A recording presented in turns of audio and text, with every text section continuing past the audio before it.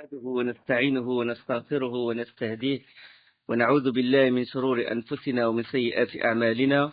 من يهده الله فلا مضل له ومن يضلل فلا هادي له، وأشهد أن لا إله إلا الله وحده لا شريك له، وأشهد أن محمدا عبده ورسوله. أما بعد، فإن أصدق الحديث كتاب الله تعالى، وخير الهدي هدي محمد صلى الله عليه وسلم، وشر الأمور محدثاتها، وكل محدثة بدعة، وكل بدعة ضلالة، وكل ضلالة في النار. La dernière chose qu'on a dite la semaine dernière, c'est le repentir d'Allah sur Ka'b ibn Malik, Hilal ibn Umayya et Mirara ibn Rabi', les retardataires, ceux qui n'ont pas participé à la bataille de Tabouk, et que le prophète sallallahu alayhi wa sallam les a écartés. C'est-à-dire, il a recommandé aux compagnons de ne pas leur adresser la parole, ce qu'on appelle hajr. D'accord? Et on a dit que le prophète sallallahu alayhi wa sallam, il a appliqué ceci, il l'a appliqué durant l'année 9 de l'Hégire, parce que la communauté musulmane s'est agrandie. Et donc, celui qui désobéit au prophète sallallahu alayhi wa sallam ou qui fait un acte répréhensible, l'une des méthodes pour qu'il revienne à Allah, c'est de l'écarter. Mais il a fait ça quand? Il a fait ça quand la communauté musulmane, comme j'ai dit, s'est agrandie. D'accord? Quand l'islam s'est propagé dans la péninsule arabique, quand la fraternité entre les musulmans s'est renforcée, il a utilisé cette méthode. Et il ne l'a pas utilisée durant la bataille. Il n'a rien reproché à ceux qui n'ont pas participé à la bataille de Uhud, ni les autres batailles d'avant. Pourquoi? Parce que les musulmans étaient minoritaires. D'accord? C'est quand on est majoritaire qu'on écarte quelqu'un. C'est une façon de da'wah. D'accord? Quand toute la mosquée, il n'y a que les gens de la sunna, il applique la sunna comme il faut, et que quelqu'un, il ramène une innovation. Il innove. Puisque la majorité des gens de la mosquée, ils sont tous de la sunna, ils peuvent utiliser cette méthode. Mais quand la personne, il est tout seul, le pauvre, il applique la sunna, et que toute la mosquée, il est dans l'innovation, il va dire, je vais appliquer ça, je vais faire le hajr, je vais m'écarter d'eux. Il ne va faire du mal qu'à lui-même. D'accord? Donc c'est ça, on déduit de la sira du prophète sallallahu alayhi wa sallam comment on applique telle règle, comment on applique telle règle. D'accord? Il a accepté, Allah subhanahu wa ta'ala, il a accepté le repentir des deux Badrites, Hilal ibn Umayya et Mirar ibn Rabi' et de Ka'b ibn Malik radiyallahu anhu. يقول الله سبحانه وتعالى: لقد تاب الله على النبي والمهاجرين والأنصار الذين اتبعوه في ساعة العسرة من بعد ما كاد يزيغ قلوب فريق منهم ثم تاب عليهم إنه بهم رؤوف رحيم. Allah a accueilli le repentir du prophète, celui des émigrés et des auxiliaires qui l'ont suivi à un moment difficile. On a dit à un moment difficile, ça veut dire Sa'at al-Usra, ça veut dire la bataille de Tabouk. Il y avait la chaleur, il y avait le manque de provisions, et il y avait aussi beaucoup de tentations parce qu'ils attendaient la récolte du fruit. Et au moment où ils attendaient, le prophète sallam, il a décidé de se diriger vers les Romains pour les combattre. Donc, Sa'at al-Usra, qui l'ont suivi à un moment difficile. Donc, c'est une mise à l'épreuve. La suite du verset: après que les cœurs d'un groupe d'entre eux étaient sur le point de dévier. Puis il accueillit le repentir, car il est compatissant et miséricordieux à leur égard. إنه بهم رؤوف رحيم. La suite: وعلى الثلاثة الذين خلفوا حتى إذا ضاقت عليهم الأرض بما رحبت وضاقت عليهم أنفسهم وظنوا أن لا ملجأ من الله إلا إليه ثم تاب عليهم ليتوبوا إن الله هو التواب الرحيم. Et il a accueilli le repentir des trois qui étaient restés à l'arrière. Qui? Ka'b ibn Malik, Hilal ibn Umayya et Mirar ibn Rabi'. D'accord? Les trois vrais croyants qui étaient véridiques et qui sont allés voir le prophète sallallahu alayhi wa sallam, ils ont dit: nous n'avons aucune excuse. Les hypocrites, ils cherchaient les excuses. Ils viennent, ils donnent des excuses. Le prophète sallallahu alayhi wa sallam, il juge l'extérieur, il les a excusés. il a accepté leur prétexte. Mais Ka'b ibn Malik, Hilal ibn Umayya, Mirarat ibn Rabi', ils ont dit, envoyé d'Allah, nous n'avions aucune excuse. Voilà. On était tentés, c'était la baisse de foi, c'était manque de volonté sinon on n'a pas d'excuse. Et ces trois-là ont été écartés. Et Allah subhanahu wa ta'ala, après 50 jours d'écartement, d'isolement, Allah, il révéla à leur propos ce verset-là. Et il a accueilli des trois qui étaient, le repentir des trois qui étaient restés à l'arrière, si bien que toute vaste qu'elle fût, la terre leur paraissait exiguë.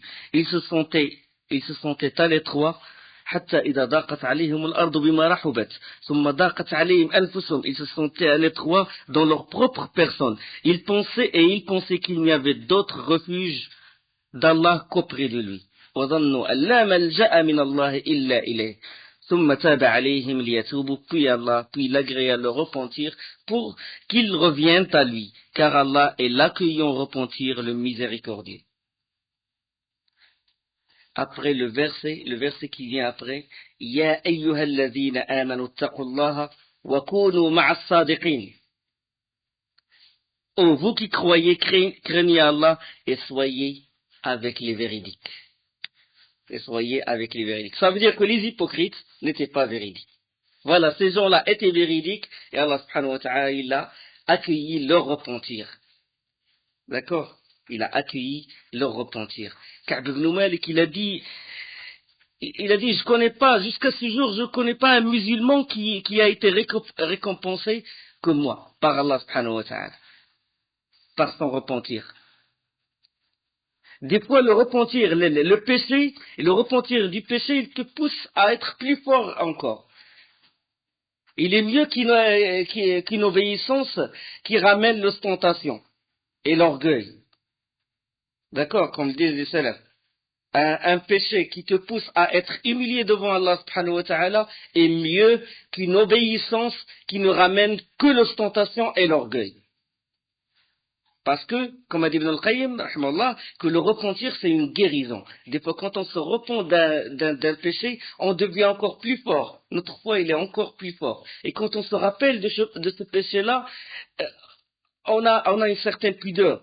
Et on se dit, si jamais ce péché-là ne tombe même pas dans l'idée de faire ce péché-là, juste le fait d'y penser, ça fait mal. Donc c'est un vrai repentir.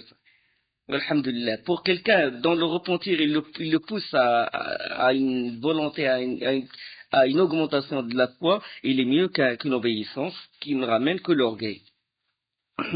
Il a dit, je n'ai jamais reçu d'Allah une plus grande grâce depuis qu'il m'a guidé à l'islam. Et il a dit une chose, il a dit, jamais je ne mentirai. Allah m'a sauvé par ma sincérité, jamais, Inch'Allah, il a dit, Inch'Allah, jamais je ne dirai de mensonge. Radiyallahu anhu. Le hadith, comme on l'a dit, rapporté par le Bukhari, 4418, et par l'imam Muslim, 2769, et par les autres, Abu Daoud, l'imam Ahmed, Nasa'i, Abdul Razzaq, ou Ibn Abi Shayba. Donc, il y a beaucoup de leçons à tirer de cet événement. C'est que, de la bataille de Tabouk, c'est qu'il est autorisé de combattre durant un mois sacré. Parce que le prophète sallam, il s'est dirigé vers Tabouk, et ça atteint un mois sacré. Le mois de Rajab, je crois. Il est autorisé de dévoiler la destination. Le prophète sallam, il a dit, on va se diriger, on va combattre les Romains. S'il n'y a pas d'intérêt à le cacher, parce que d'habitude, le prophète sallam, il cache la destination quand il veut combattre des gens, parce qu'il a peur. Les hypocrites, ils peuvent espionner, ils peuvent transmettre, ils peuvent avertir l'ennemi et beaucoup de choses. Il y a aussi que l'imam, s'il demande à tout le monde de se lancer au combat, ça y est, tout le monde doit combattre. Fard ayn, il devient à tout le monde obligatoire pour qu'il combatte. Et que les retardataires, ils subissent les plus grandes réprimandes. Il y a autre chose, Imam Suhaili, rahimahullah, il a dit que le prophète sallam a sévèrement réprimandé les retardataires. Pourquoi? Parce que bon, le djihad, ce qu'a dit ce savant-là, parce que le djihad à l'époque, Surtout la bataille de Tabouk était fard kifaya, ça veut dire que tout le monde n'était pas obligé de combattre. Mais il était fard ayn, c'était pour les Ansar. Il était obligé à tous les Ansar et aux Bédouins de s'engager au combat. Pourquoi? Parce qu'ils ont fait le pacte de l'Aqaba. Ils ont signé le pacte avec le prophète sallallahu alayhi wa sallam avant l'immigration de combattre avec lui, de le défendre comme ils défendent leurs propres enfants, comme ils défendent leurs biens. C'est la condition qu'a donnée le prophète sallallahu alayhi wa sallam. Donc c'est pour ça qu'il les a réprimandés. D'accord? Et il y a un verset là-dessus. ما كان لأهل المدينة ومن حولهم من الأعراب أن يتخلفوا عن رسول الله. Il n'appartient pas aux habitants de Médine, ni aux Bédouins qui sont autour d'eux, de traîner loin derrière l'envoyé d'Allah. Et ils ont déduit de ce verset-là que c'était obligatoire aux Médinois, aux gens de Médine, de combattre. Chez les Shafi'ites, ils disent que le djihad était obligatoire sur l'ensemble des gens à l'époque du prophète. Ça veut dire ce qu'on appelle fard ayn à l'époque. Et il y a aussi une autre leçon à tirer, c'est que celui qui n'est pas capable de combattre, il n'a pas de monture, il n'a pas d'argent, il n'a pas la force, il est dispensé, le malade. ليس على الضعفاء ولا على المرضى ولا على الذين لا يجدون ما ينفقون حرج إذا نصحوا لله ورسوله. Nul grief sur les faibles ou les malades ou ceux qui n'ont pas trouvé de monture. Allah les a dispensés. Et aussi le fait de ne pas tuer les hypocrites. Quand les hypocrites ont comploté contre le prophète sallallahu alayhi wa sallam, le prophète sallallahu alayhi wa sallam ne les a pas tués. Pourquoi? Il a dit, il me répine que les Arabes disent que Mohammed, il tue ses compagnons.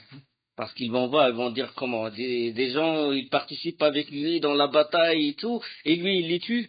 Donc, c'est pour un intérêt. Et il y a aussi la lourdeur du péché. L'importance du péché. Quand le prophète sallallahu alayhi wa sallam les a écartés 50 jours pour qu'ils sentent vraiment la lourdeur du péché, la lourdeur du fait de ne pas participer, de désobéir au prophète sallallahu alayhi wa sallam. Il y a aussi le reproche sur la personne la plus forte ou la personne la plus riche plus que la personne la plus pauvre. إنما السبيل على الذين يستأذنونك وهم أغنياء. La reproche est sur ceux qui te demandent permission de ne pas combattre alors qu'ils sont riches. D'accord? Et il y a aussi que l'être humain, il est autorisé de parler de sa négligence pour avertir les autres. Comme Ka'b ibn Malik, il a parlé de ça, qu'il a été découragé, qu'il a eu un manque de volonté, pour avertir les autres qu'ils ne font pas comme il a fait pour qu'ils ne subissent pas ce qu'il a subi. Bien qu'Allah subhanahu wa ta'ala l'a agréé et a accepté son repentir. Et il y a aussi, dans l'obéissance, il faut se conformer directement, il ne faut pas attendre. Il ne faut pas attendre. Il y a autre chose, le droit d'espérer de rattraper ce que tu as laissé échapper. Combien? Par exemple, Ka'b ibn Malik, il a laissé échapper cette occasion et il a regretté. Donc le droit de regretter. Et le droit de pleurer aussi. Quand il a parlé à son frère Abu Qatada et tout, il lui a dit salam alaykoum, il n'a pas répondu, il lui a dit est-ce que tu doutes que le fait que j'aime Allah et son envoyé, que il dit Allah wa rasuluhu a'lam, Allah et son envoyé, Allah est plus connaisseur ainsi que son envoyé, et qu'il a pleuré. Donc le droit de pleurer, par regret. Et il y a aussi celui qui vient du voyage, il est souhaitable de faire quoi? De faire 2 rak'at dans la mosquée avant de rentrer chez lui. Et il y a aussi le fait d'accueillir celui qui vient du voyage. Quand le prophète sallallahu alayhi wa sallam, il fait accueillir d'abord par les enfants. Et il y a le fait de juger l'extérieur. On juge l'extérieur. Le prophète sallallahu alayhi wa sallam, quand les hypocrites sont venus, ils ont sorti tel prétexte, le prophète sallallahu alayhi wa sallam a jugé l'extérieur. On ne juge pas l'intérieur des gens. On ne dit pas celui-là, il n'aime pas les musulmans, ou il a l'intention de faire du mal, ou il est un mubtadi' intérieurement. Tu connais l'invisible pour le juger. Non, on juge l'extérieur. Il y a aussi le fait d'accepter les excuses. Et il y a aussi délaisser le salam à celui qui a commis un péché, celui qu'on écarte. Quand le prophète sallam il a écarté les 3, même le salam, les compagnons ne répondent pas. Quand ils disent salam, quand il leur dit salam alaikum, ils ne répondent pas. Ils l'ont écarté. Donc, dans ce cas-là bien précis, le droit du musulman sur le musulman, Parmi les 5 droits, le fait d'aller le voir quand il est malade, le fait de suivre sa janaza, les funérailles, participer aux funérailles, le fait aussi, les 5 droits en fait. Et parmi lesquels, Radd salam, s'il te dit salam alaykoum, tu réponds. Mais si on applique ce qu'on appelle l'hajar, l'écartement, on ne répond pas à la personne. D'accord? Parce que même Ka'b ibn Malik, quand il dit salam alaykoum, prophète sallam, il dit, je le vois bouger les lèvres, mais j'entends rien. Je n'entends rien. Il y a aussi, interdit de s'éloigner de son frère plus de 3 jours. D'accord? Sans raison valable. Sans raison valable, il est interdit de tourner le dos à ton frère pendant 3 jours. Mais si on applique l'écartement, il est autorisé. Et aussi, il y a autre chose, quand on dit Allah est connaisseur et plus connaisseur ainsi que son envoyé, ce n'est pas considéré comme parole. Parce que le Ka'b ibn Malik, quand il a parlé à Abu Qatada, le prophète sallam, il a interdit à tout compagnon de répondre à Ka'b ibn Malik. Quand il lui a dit tu sais bien que j'aime Allah et son envoyé, Abu Qatada il a répondu Allahu wa rasuluhu a'lam. Allah est plus connaisseur ainsi que son envoyé. C'est une phrase, mais ce n'est pas une réponse. Donc ça rentre pas, ça veut dire qu'Abu Qatada, il n'a pas désobéi au prophète sallallahu alayhi wa sallam. Il n'a pas répondu, ce n'est pas une réponse. Et il y a aussi le droit de montrer du doigt la personne écartée. Quand le roi du Rassan est venu et qu'il a dit, il a voulu accueillir Ka'b ibn Malik chez lui, il a dit, je sais que ton compagnon t'a écarté et il est en froid envers toi, viens vers nous, on va te récompenser et tout. Il a voulu lui donner l'asile politique, passeport diplomatique, et lui il a refusé. Dans le message, il a jeté le message dans le four. Parce que le roi des Rassans, c'était un roi des chrétiens. Et lui, il a accepté être parmi les musulmans, même s'il l'écarte, et de ne pas être avec les koufars, avec les mécréants. D'accord? Et il y a aussi le fait le fait de tourner les yeux pour regarder quelque chose ou quelqu'un, ça n'annule pas la prière, parce que durant la prière, il le regardait comme ça. Il regardait Ka'b ibn Malik. Il y a aussi, le fait de donner la bonne nouvelle, de féliciter un frère, quand le prophète il a dit Allah a accueilli le repentir, tous les musulmans, tous les compagnons se sont levés et sont précipités chacun vers l'un des 3 compagnons pour lui donner la bonne nouvelle qu'Allah a accueilli son repentir. Donc ça, c'est certaines leçons qu'on peut tirer de cette histoire. Maintenant, l'année 9 de l'Hégire. L'année 9 de l'Hégire, les savants, les historiens, les gens de la Sunna, ils l'appellent l'année des délégations. Des délégations. Aam al-Wufoud. Maintenant, les musulmans, les différentes tribus, ils viennent pour faire le pacte d'allégeance avec le prophète sallallahu alayhi wa sallam. Quand Allah subhanahu wa ta'ala dit إذا جاء نصر الله والفتح ورأيت الناس يدخلون في دين الله أفواجا فسبح بحمد ربك واستغفر إنه كان توابا. Lorsque vint le secours d'Allah ainsi que la victoire et que tu vois les gens entrer en foule dans la religion d'Allah, alors par la louange célèbre la gloire de ton Seigneur et implore son pardon car c'est lui le grand accueillant du repentir. Les gens, ils rentrent en foule maintenant. Pour vraiment fixer la date, c'est-à-dire de dire que l'année 9 de l'Hégire était l'année des délégations, on peut pas trancher, on peut pas dire. Parce que les délégations, ils venaient à des dates différentes. Certaines sont venues même plus tard, l'année 10 de l'Hégire, certaines avant. D'accord? Certaines délégations sont venues avant. Mais les savants, ils ont dit l'année 9, c'est l'année des délégations. Donc, après le retour du prophète sallallahu alayhi wa sallam de Tabouk, au mois de Ramadan, une délégation de Taqif, il vint le voir. Rappelez-vous, lors du siège de Taqif, quand les compagnons, ils ont dit au prophète sallallahu alayhi wa sallam, invoque Allah contre Taqif, ils nous ont blessés, ils ont fait beaucoup de mal. Le prophète sallallahu alayhi wa sallam, qu'est-ce qu'il a dit? Oh Seigneur Allah, guide les Taqif et amène-les à nous. La délégation, les gens de Taqif, qu'est-ce qui s'est passé après? Ils se voyaient cerner de partout. Quand Malik ibn Auf, qui était à leur tête, il est rentré en islam. Il a embrassé l'islam et lui, il a commencé à combattre les Taqifs, sa propre tribu, et commença à la contraindre pour rentrer en islam.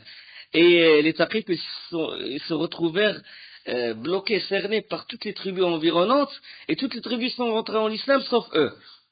Donc ils étaient obligés de se soumettre.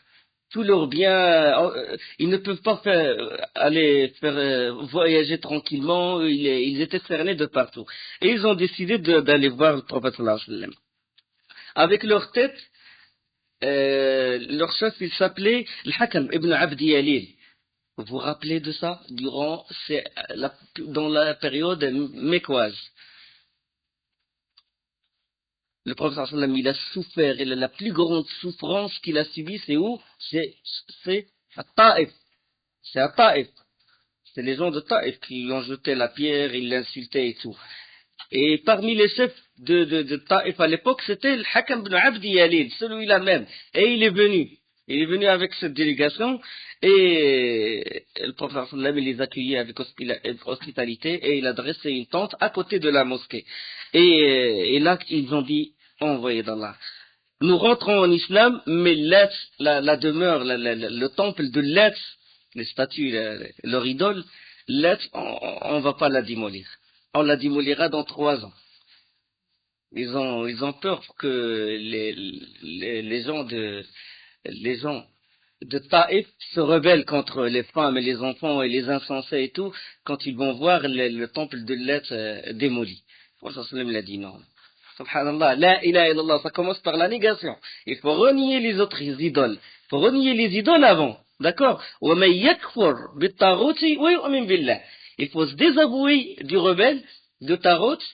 On connaît les catégories de Tarot, telles que l'idole qui est adorée en dehors d'Allah, tel que le mage, le sahir, le sorcier, celui qui change, qui égale Allah dans la législation, change les lois d'Allah carrément, et les autres sortes de rebelles, de Tarot. Donc il faut se désavouer de ce Tarot et après croire en Allah subhanahu wa ta'ala. Il faut se désavouer de l'être, de ce temple-là. Il faut préparer le terrain pour mettre Allah subhanahu wa ta'ala. Il faut vider ton cœur, de toutes les croyances païennes, de toute la jahiliya, pour mettre Allah subhanahu wa ta'ala, l'amour d'Allah, la vénération, la crainte, etc., et l'invoquer et se prosterner devant lui et faire da'wah dans son sentier, etc. D'accord? Donc, c'est ça. Il a dit non. Allah veut dire, il faut qu'on démolit l'être. Ils ont dit, envoyé d'Allah dans 2 ans. Laisse-nous 2 ans, après on va la démolir. Le prophète sallam, il a refusé. L'aqidah, question qui concerne le dogme, il ne faut pas faire de concession. Il a dit non. Et puis après, ils ont dit, on rentre en islam, mais on ne fait pas salat. On ne fait pas salat. Le prophète sallam leur a dit, une religion sans salat, il ne vaut rien. Il n'a pas de valeur. Une religion sans prière, ra'sul amr l'islam, la tête de toute chose, c'est l'islam, wa amouduhu salat. C'est le squelette. Quand le squelette il tombe, tout tombe. Wa amouduhu salat. Le squelette, c'est la salat. Wa dirwatu sanamihi, le jihad, et la partie la plus haute, c'est le jihad fi sabilillah, le combat dans le sentier d'Allah. Et puis après, ils ont dit, d'accord, mais c'est pas nous qui va démolir l'être. Démolissez-la vous-même. Le prophète sallam, d'accord, il a dit d'accord. Allah va ramener quelqu'un qui va le démolir. Il a appelé le Mughira ibn Shu'ba radiyallahu anhu, et il a appelé Sufyan, Abu Sufyan ibn Harb radiyallahu anhum. Et ils l'ont démoli. Et puis Uthman ibn Abi al-As radiyallahu anhu, il a demandé, il faisait partie de Taïf, il a dit au prophète sallallahu alayhi wa sallam, désigne-moi comme leur imam. Comme imam de ma tribu. Le prophète sallam, il a dit, tu es leur imam. Mais, tu dois considérer à partir du plus faible, et que tu dois désigner un muazzin qui ne touche pas de salaire, qui ne prend pas de salaire pour son adhan. Hadith, il est rapporté par l'imam Ahmed, Abu Daoud, Ibn Majah wa Nasa'i. Donc, quand on prie, quand on est imam, il faut considérer le plus faible. Il ne faut pas prolonger la prière jusqu'au point où le plus faible il ne peut plus tenir. Et il ne faut pas aussi la faire très réduite jusqu'au... On ne sait même pas si on est rentré dans la salade ou... d'accord? C'est entre les deux. Ensuite, Osman ibn Abil As, quand il a fait l'imam, il est revenu voir le prophète sallallahu alayhi wa sallam, mais il a dit au voyez d'Allah, quand je prie, il y a quelque chose qui me perturbe dans ma prière et dans la lecture du Coran. Et le prophète sallallahu alayhi wa sallam, il a dit, Dhalika shaytan yuqalu lahu khinzab, c'est un diable. C'est l'un des fils de Satan qui s'appelle Khinzab. Et si tu le sens venir, demande refuge auprès d'Allah, dis A'udhu billahi minash shaitanir rajim, et puis crache à ta gauche, sans émettre de salive. Thumma tful, A'udhu billahi minash shaitanir rajim, comme ça. Dans la prière, si le Satan, il te dérange dans ta prière. Et il a dit, je l'ai fait, Allah subhanahu wa ta'ala l'a éloigné de moi. Hadith rapporté par Muslim 2203, et il est rapporté par l'imam Ahmed. Au cours de ce mois-là, au cours du mois qui suivit Tabouk, Abdullah ibn Ubay ibn Saloul est tombé malade. La tête des hypocrites. Plein de remords, plein de répit. Quand il a vu la communauté musulmane, il s'agrandit, il est tombé malade.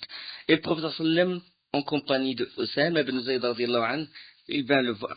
Il est allé le voir, il lui rend visite, juge l'extérieur, qu'il est musulman et qu'on doit rendre visite à un musulman. Et il lui a parlé, sallallahu alayhi wa sallam, il lui a dit, je t'ai déconseillé d'aimer les juifs. Je t'ai déjà déconseillé le fait d'aimer les juifs. Toi, tu aimes les juifs et ce n'est pas bien. Et Abdullah ibn Ubay, il a répondu, il a dit, As'ad ibn Zurara, il les détestait, ça, et il est mort quand même. Ça lui a servi à rien. Il a voulu dire que détester les juifs ou les aimer, ça ne change rien du tout. Ça ne peut pas épargner un mal et ça ne peut pas ramener un profit. La vision d'un hypocrite, aveugle du cœur. Il ne voit pas que le fait de détester les juifs, ça te rapproche d'Allah subhanahu wa ta'ala. Et de les aimer, ça t'éloigne d'Allah subhanahu wa ta'ala. Ya alladhina amanu, la tattakhidhu al-yahuda wa an-nasara awliya, ba'duhum awliya'u ba'd. Ô vous qui croyez, ne prenez pas les juifs et les chrétiens comme alliés. Ba'duhum awliya'u ba'd, les uns des autres sont des alliés. Wa man yatawallahum minkum, et c'est lui qui les prend comme alliés, fa innahu minhum, il fera partie d'eux. Inna Allah la yahdi al-qawm al-zalimin. Allah ne guide pas les gens injustes. D'accord? Mais Allah a aveuglé cet hypocrite-là. Donc, ça c'est selon Osama radiyallahu anhu, hadith rapporté comme je dis, non, je l'ai pas dit, par Ibn Majah, hadith 3548.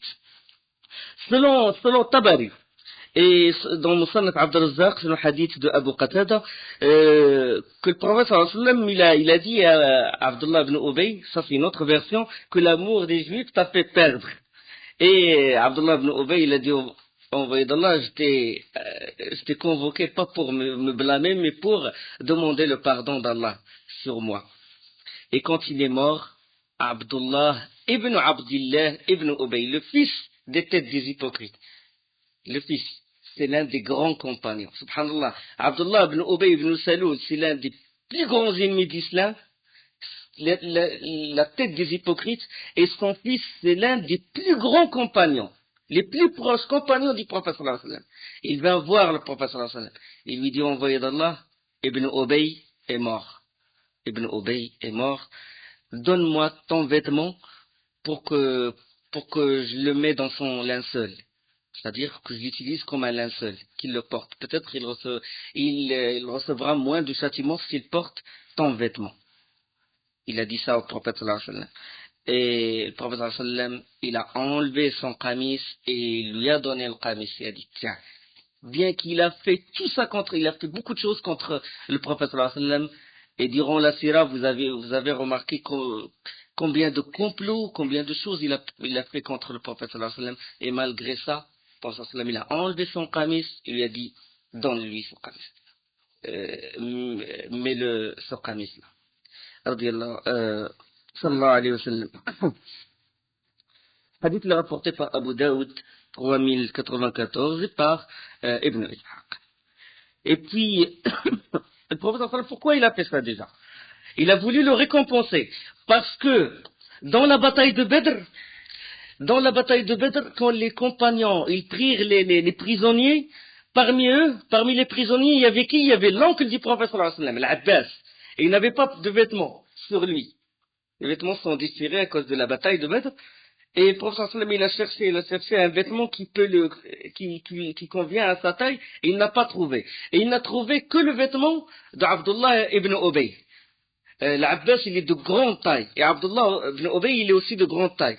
Et il n'a trouvé que le qamis d'Abdullah ibn Ubay, et il a donné à son oncle le qamis, le vêtement d'Abdullah ibn Ubay. Et là, le prophète sallam a voulu le récompenser pour ce geste-là. Et puis, Abdullah ibn Ubay, il demande au prophète sallam de prier sur Abdullah ibn Ubay, il demande au prophète sallam de prier sur son père. Le prophète sallam s'avança et s'approcha du corps. Il s'approcha du corps pour faire salat al-janaza sur lui. Et puis Omar ibn Khattab, radiallahu anhu, il s'est mis entre lui et le corps. Et il le prit par le vêtement. Il a saisi le prophète sallam par le vêtement. Il a dit, envoyé d'Allah, tu pries sur Abdullah ibn Ubay? Tu pries sur Abdullah ibn Ubay alors qu'il a fait ça, il a commencé à énumérer des choses. C'est lui qui a propagé la diffamation sur Aïcha. Il a accusé d'adultère. C'est lui qui a demandé à Bani Nadir de résister. C'est lui qui a fait ça. C'est lui qui t'a fait défection dans la bataille de Uhud. Il a commencé à énumérer des choses. Et c'est lui qui a dit que le plus fort et le plus puissant va faire sortir le plus faible. Quand on arrive à Médine, la yukhrijanna al-a'azzu minha al-adall, comme c'est évoqué dans Surat al-Munafiqun. C'est lui qui a dit ça, et le prophète sallam, il a dit, écarte-toi de moi, Omar, écarte-toi. Et ça c'est dans le hadith de Bukhari. Dans le hadith de Bukhari. Dans un autre hadith, le prophète, Omar ibn Khattab, il a dit, envoyé d'Allah, tu pries sur lui alors que Allah t'a déconseillé de prier sur les hypocrites. Où ça? Dans quel verset Allah a déconseillé le prophète sallallahu alayhi wa sallam? Oui, mais ça, il n'a pas été révélé à l'époque. À ce moment-là, quand le prophète sallallahu alayhi wa sallam s'apprêtait de faire la prière sur Abdullah ibn Ubay, ce verset-là n'a pas été révélé. Il n'a pas été encore révélé. Mais, on a trouvé dans une autre version rapportée par Ibn Mardawi, quand Omar ibn Khattab il a dit au prophète sallallahu alayhi wa sallam, Allah t'a interdit de prier sur lui, le prophète sallallahu alayhi wa sallam, il a posé la question. Où ça? Il a dit, où ça? Où Allah m'a interdit.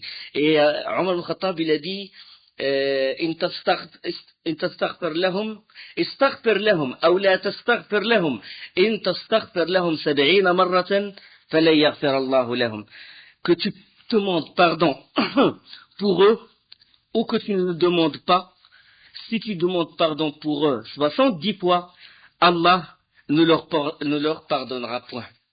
Donc Omar ibn Khattab il a compris que soit que le prophète il demande pardon, ou qu'il le demande, Allah il ne va pas les pardonner, et que le nombre 70 fois, ça ne veut pas dire le nombre exact. Il veut dire, même plus, comme on dit, on peut utiliser des fois comme ça, on dit 70 fois je t'ai dit ça et tu ne m'as pas répondu. Mais ça ne veut pas dire le nombre exact. C'est ce qu'a compris Omar radiyallahu anhu. Mais le prophète il a dit quoi? Il a dit, Allah m'a donné le choix. Istaghfir lahum ou la tastaghfir lahum. Il a pris le verset du bon côté. Subhanallah, il a pris le verset du bon côté pour prier quand même sur Abdullah ibn Ubay. Et il a dit une chose, il a dit, Allah m'a donné le choix, que tu pries sur eux, que tu demandes pardon, que tu le demandes pas. J'ai pris le choix d'invoquer le pardon d'Allah sur eux. Et 70 fois, je vais ajouter sur 70 fois. Si je sais que Allah va les pardonner après 70 fois, plus que je vais demander le pardon d'Allah sur eux, plus que 70 fois. Sallallahu alayhi wa sallam. Miséricorde du prophète sallallahu alayhi wa sallam. Et Omar, malgré tout, fermeté de Omar, la rudesse contre les hypocrites, il a dit c'est un hypocrite. Innahu munafiq ya Rasulullah. Innahu munafiq. Le prophète sallallahu alayhi wa sallam quand même, il pria sur lui. Il pria sur lui et peu de temps après, juste après la prière, il reçut la révélation qui confirme la position de Omar radiyallahu anhu. ولا تصلي على أحد منهم مات أبدا ولا تقم على قبره. ولا تصلي على أحد, et ne fais jamais la salat sur l'un d'entre eux qui meurt et ne te tiens pas debout auprès de sa tombe. ذلك بأنهم كفروا بالله ورسوله والله لا يهدي القوم الفاسقين. Parce qu'ils n'ont pas cru en Allah et en son envoyé et ils sont morts tout en étant pervers. Fasiqin dans ce verset veut dire kafirin. D'accord? Parce que le terme, on l'explique dans son contexte, dans le verset où il se trouve. D'accord? Ça c'est dans toujours Surat Tawbah, c'est ça le verset. Voilà, salli ala hadim minhum mata abada. Dans le verset 84 de Surat Tawbah. Le mois de Ramadan maintenant est passé, le mois de Shawwal, et on est à Dhul Qa'dah. Et le prophète sallam, il chargea Abu Bakr Siddiq de présider le pèlerinage. Il le chargea de présider le pèlerinage. La version rapportée par le Hafiz ibn Hajar ou ibn Sa'd avec un bon isnad. Et Abu Bakr quitta Médine et il se rapprocha de Dhul Hulayfa. Il n'a fait que quelques kilomètres que le prophète sallam il reçut la révélation, une révélation qu'il était important de communiquer. Des versets, il a trouvé que c'est très important de communiquer ces versets-là à Abu Bakr. Et de les communiquer non seulement à Abu Bakr, mais à tous les pèlerins de la Mecque. Et qu'est-ce qu'il a fait, sallallahu alayhi wa sallam? Il a dit, personne ne sera mon messager, sinon un homme qui appartient à ma famille, aux gens de ma famille. Ahl Bayt. D'accord? Les gens. Et il chargea, il dit à Ali d'aller de tout acte rejoindre les pèlerins et lui donna les versets qu'il doit réciter dans la vallée de Mina le jour du sacrifice. La vallée de Mina le jour, Yawm al-Nahr, Yawm al-Hajj al-Akbar. Et là, Ali radiallahu anhu, il a pris la monture du prophète sallallahu alayhi wa sallam, la chamelle qui s'appelle l'Adba, et quitta Médine. Il quitta Médine, et là il retrouva Abu Bakr, et Abu Bakr quand il le vit, il dit, Amirun am ma'mour, ou Amirun am ma'mour, tu es venu prendre le commandement ou être sous mes ordres. Il a dit ça, peut-être que le prophète sallallahu alayhi wa sallam a changé d'avis et a voulu que Ali soit l'émir. Il a dit non. Ali radiallahu anhu, il a dit à Abu Bakr, je suis tous tes ordres. Et ils prirent le chemin ensemble. Abu Bakr radiallahu anhu, il dirigea le pèlerinage. Il y a toujours les gens de la Jahiliya, les associateurs, toujours, ils gardaient certains rites du pèlerinage de l'époque anté-islamique. Donc il ajoutait la talbiya, ils font des innovations, etc. Et là, le jour du sacrifice, Yawm al-Nahr, Abu Bakr radiallahu anhu, il chargea Ali et Abu Huraira d'annoncer aux gens le message du prophète sallallahu alayhi wa sallam. Donc il y a un message et puis il y a les versets qui ont été révélés. C'était les premiers versets du surat de Bara'a, du repentir, de la surat 9. Donc la surat 9, une partie, elle parle du Badaï de Tabouk, et le début, elle parle du pèlerinage de Abu Bakr Siddiq radiallahu anhu. Donc les versions, il y a des hadiths rapportés par Abu Huraira, d'autres rapportés par Ali lui-même radiallahu anhu, et rapportés par l'imam Muslim et par d'autres, et par Bukhari. Le message, si on réunit toutes les versions, tous les hadiths, le message il se résume à quoi? C'est que nul ne fera le tawaf autour de la demeure sacrée en étant nu, parce avant il faisait tawaf nu. Il ne porte pas de vêtements. Certains ne portent pas le vêtement. On a parlé de ça, non? Qui faisaient le tawaf nu et qui ne portaient que le vêtement des Hams, ça veut dire des gens de Quraysh, parce qu'ils considéraient que c'est les gardiens du temple, les gardiens de la Kaaba, c'est eux qui ont droit de nous donner les vêtements qu'on doit porter, et que les vêtements qu'on portait avant, on a fait des péchés avec, donc il faut qu'on s'en débarrasse. Regarde, c'est ce qu'il leur a montré.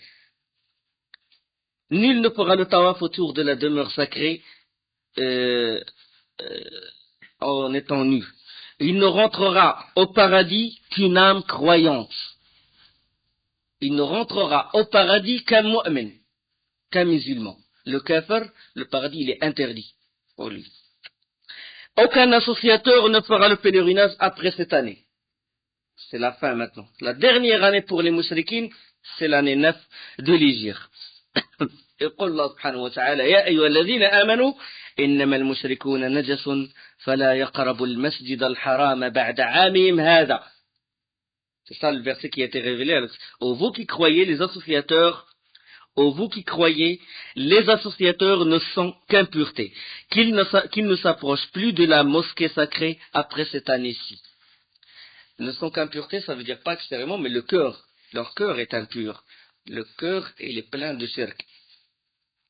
Et il y a autre chose, c'est que les associateurs qui avaient conclu un traité avec le prophète sallallahu alayhi wa sallam et en ayant respecté fidèlement les clauses, le traité restera valide pendant toute la période prévue dans ce traité-là. Donc il y a des associateurs qui ont fait un pacte de réconciliation, un pacte de paix avec le prophète sallallahu alayhi wa sallam. Ceux qui ont fait un pacte, ils ont signé un pacte. Donc le pacte il est valide jusqu'à la durée, jusqu'au terme de la date.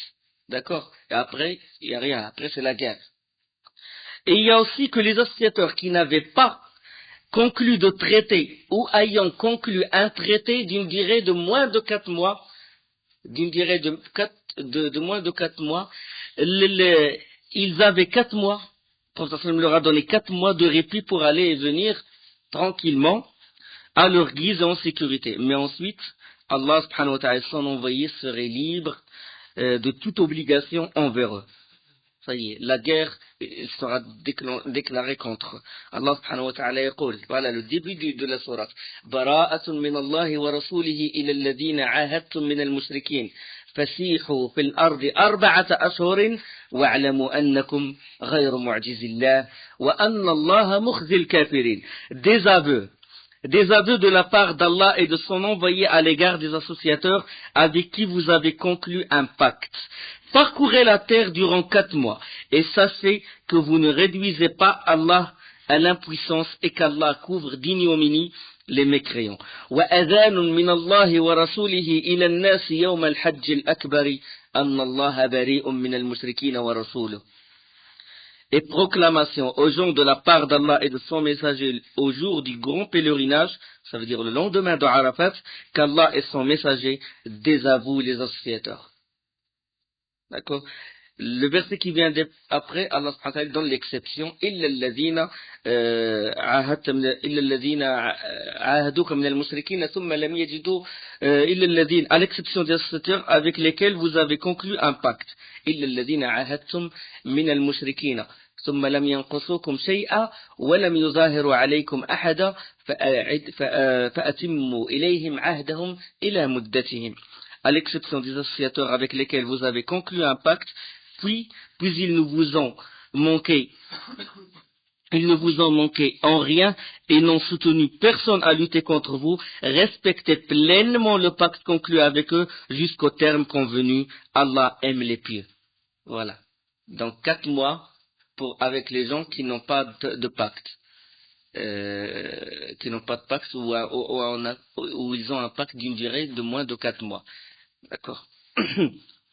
Sinon après, c'est des aveux d'Allah subhanahu wa ta'ala et Allah et son envoyé leur déclarent la guerre. Donc ça, c'était les versets qui étaient révélés à cette occasion-là. On continue toujours sur les délégations. Différentes délégations sont venues. Le Bukhari, il rapporte que Imran ibn Hussein raconte, il a dit, j'ai attaché la bride de ma chamelle à la porte d'entrée, je suis rentré voir le prophète sallallahu alayhi wa sallam. Et des gens de Bani Tamim sont venus le voir. Des gens de Bani Tamim sont venus le voir. Donc c'est l'est de Médine, la région, proche de la région de l'Yamama. Et le prophète sallallahu alayhi wa sallam, il leur a dit, qu'est-ce qu'il leur a dit? Il a dit réjouissez-vous, réjouissez-vous, je vais vous donner une bonne nouvelle aux Bani Tamim. Ils ont dit, tu nous as donné la bonne nouvelle, donc donne-nous. Ils ont cru que c'est quelque chose de matériel, des choses d'ici-bas. Et pour ça, il a dit, c'est la science. Il va leur donner des choses qui vont les emmener au paradis. Et puis, le prophète, il a répondu, il a dit, réjouissez-vous, Bouchra, et Bani Tamim, au Bani Tamim. Ils ont dit, donne-nous cette bonne nouvelle. Et il l'a répété, puis il y avait des gens du Yémen. Et il a dit aux gens du Yémen, est-ce que vous êtes prêts à prendre cette bonne nouvelle si les Bani Tamim la refusent? Et puis les Bani Tamim, ils ont dit, envoyé d'Allah, on accepte. On accepte cette bonne nouvelle. Et puis, c'était la science finalement. C'était qu'il va leur apprendre des choses qui vont les rapprocher vers Allah subhanahu wa ta'ala. Et puis, ils ont dit, nous sommes venus te poser une question à propos de l'origine de cette chose, de cette affaire, l'origine de la création. Asl hadha al-amr, l'origine, le début de toute chose. Et le prophète sallallahu alayhi wa sallam, il a dit, كان الله ولم يكن شيء غيره. Allah était et rien d'autre avec lui n'était. L'unique subhanahu wa ta'ala. Et son trône était sur l'eau. Pas l'eau qui est, il y a une eau spéciale. وكان عرشه على الماء وهو الذي خلق السماوات والأرض في 6 أيام وكان عرشه على الماء ليبلوكم أيكم أحسن عملا. Allah dit dans Sourate Hud, son trône est sur l'eau. Une eau bien spéciale. Était sur l'eau. Et il avait écrit toutes choses dans le dhikr. Dans le dhikr, ça veut dire dans la table gardée. Et il a créé les cieux et la terre. Il était l'unique, subhanahu wa ta'ala. Rien n'était avec lui, subhanahu wa ta'ala. Donc, il a créé quoi? Au début, le trône. Il a créé le trône et l'eau. Et puis, il a créé le qalam pour écrire tout ce qui va se passer jusqu'au jour de la résurrection. Il y a un hadith, il dit, أول ما خلق الله القلم. La première chose, ça veut dire l'une des premières choses. Parce que le qalam, il est précédé par le trône. Selon l'une des versions des savants. D'accord? La première chose qu'a créé Allah, c'est le qalam. Et il lui a dit, écris. Il a dit, qu'est-ce que je vais écrire? Il a dit, écris tout ce qui va se passer jusqu'au jour de la résurrection. Tout, la goutte d'eau qui tombe du ciel, tout. حب في ظلمات الأرض. Allah il dit, وعنده مفاتح الغيب لا يعلمها إلا هو. À lui appartient les clés de l'invisible. Nul autre en dehors de lui ne les connaît. ويعلم ما في البر والبحر. Il sait ce qu'il y a dans la terre et dans la mer. وما تسقط من ورقة إلا يعلمها. Et une feuille qui tombe d'un arbre, Allah il connaît. Allah subhanahu wa ta'ala a écrit. ولا حبة في ظلمات الأرض ولا رطب ولا يابس. Et une graine ou un atome dans les ténèbres de la terre, Allah il la connaît. Subhanahu wa ta'ala. ولا رطب ولا يابس. Et soit région sec ou région mouillée ou illa fi kitabin mubin, tout ça se trouve dans un livre. Toute chose, oui, toute chose. Subhanallah. Tout mouvement qui se passe dans l'univers, dans les cieux et la terre, il est écrit dans la table gardée. Allah, il l'a écrit. Les gens de l'enfer, les gens du paradis, tout ça, Allah subhanahu wa ta'ala, il a su ça, il a la connaissance. Après, il a su, donc la connaissance, le premier degré. Après, qu'est-ce qu'il a fait, subhanahu wa ta'ala? Il a écrit. La connaissance d'Allah, elle est de toute éternité. La connaissance d'Allah, il n'a pas été précédé par l'ignorance et il ne peut jamais être touché par l'oubli. Contrairement à la connaissance de l'être humain. Il vous a sorti du ventre de vos mères, vous ne connaissiez rien. Allah il ne ressemble pas à ses créatures. Sa connaissance, il n'a jamais été précédé par une ignorance. Il est de toute une éternité, subhanahu wa ta'ala, connaisseur. Il a connu. Il a écrit. Tout, oui, tout. Tout, il l'a écrit, subhanahu wa ta'ala, dans la table gardée. Il l'a voulu et il l'a créé. Les 4 degrés du destin, il a prédestiné. Le 6e pilier de l'iman. Awwalu ma khalaqa Allah. Donc le trône, l'eau et le qalam, il a écrit toutes choses, subhanahu wa ta'ala. Et après ça, subhanahu wa ta'ala, qu'est-ce qu'il a créé? Les cieux et la terre. Donc le qalam, l'écriture a eu lieu avant la création des cieux et de la terre de 50 000 ans. 50 alf sana. Avant la création des cieux et de la terre, Allah a écrit la destinée de toutes choses. Subhanahu wa ta'ala. L'imam Muslim, il rapporte qu'Ibn Omar, selon Hadith Ibn Omar, qu'Allah a décrété la destinée de toutes ces créatures avant de créer les cieux et la terre. 50 000 ans avant. et son trône était sur l'eau, subhanahu wa ta'ala. Ibn Hazar, il a fait une remarque. Voilà une remarque, elle est très importante. Elle est très importante, cette remarque. Ibn Hajar al-Asqalani, c'est celui qui a fait l'explication de Bukhari. Il a dit, dans certaines versions, c'est marqué Allah était et rien d'autre n'était avec lui. Et il est maintenant là où il était. Et il est maintenant là où il était. D'accord? Cette phrase ajoutée, elle n'est pas authentique. Ibn Hajar, il dit, elle n'est pas authentique, cette phrase ajoutée. Il a dit, il a été ajouté par d'autres, par des gens. D'accord? Et il l'a signalé, il a dit, Ibn Taymiyyah, rahimahullah, il a signalé, il a fait cette remarque. Ibn Hajar, il nous réfère à Ibn Taymiyyah, rahimahullah. Pourquoi cette phrase ajoutée, elle n'est pas authentique? Et qu'est-ce qu'ils veulent dire derrière ça? Qu'est-ce qu'ils veulent dire? Celui qui a ajouté ça, qu'est-ce qu'il veut dire? C'est les innovateurs qui l'ont ajouté. Allah était et rien n'était avec lui et il est maintenant là où il était. Non, on ne dit pas ça. Allah, il était, d'accord. Et après la création de la terre et des cieux et la terre, qu'est-ce qu'il a fait? Stawa ala al-arsh, subhanahu wa ta'ala. Il s'est établi sur le trône, comme il veut, subhanahu wa ta'ala. وهو الذي خلق السماوات والأرض في 6 أيام. Il a créé les cieux et la terre en 6 jours.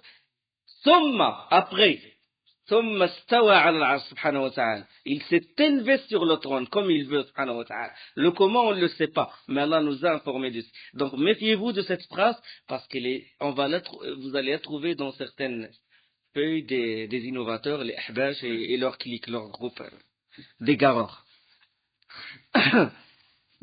Puis, bon, Imran était plongé dans le sujet, quand le professeur Sallam il leur parlait de l'origine de la création et tout. Et puis, un homme, il appela Imran bin Hussein, radiallahu anhu. Il a dit, ta chamelle, elle s'était sapée. Puis il est sorti pour la rattraper. Et il l'a trouvé, il a déjà dépassé l'horizon.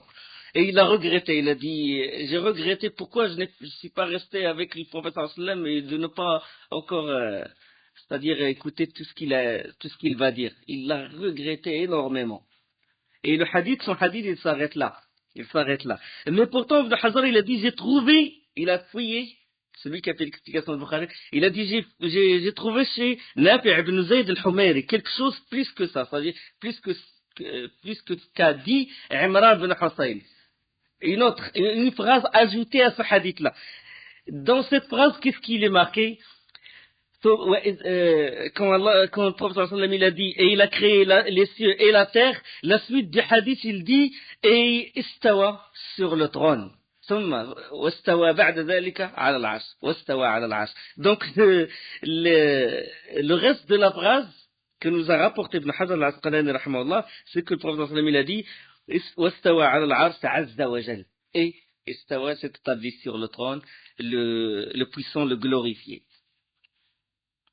Donc ça, concernant l'aqida bien sûr, l'unicité des noms et des attributs, il y a beaucoup de leçons à tirer des délégations, parce qu'ils viennent, ils posent des questions, soit dans l'aqida, soit dans le fiqh, soit beaucoup de choses.